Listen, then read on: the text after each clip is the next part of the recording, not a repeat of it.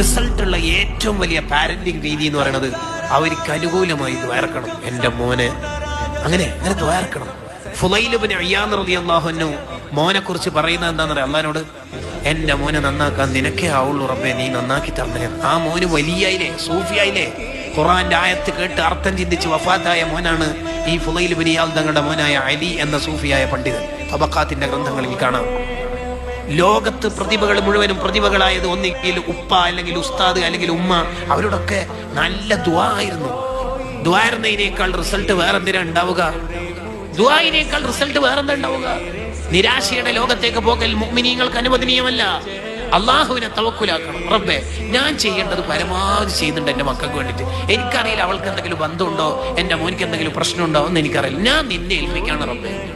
തവക്കൽതു അലല്ലാഹ്. അത് ഹൃദയഭാഷയിലാണ് പറയുന്നതെങ്കിൽ തീർച്ചയായിട്ടും അതിന് വലിയ ഫലം അള്ളാഹു തരും.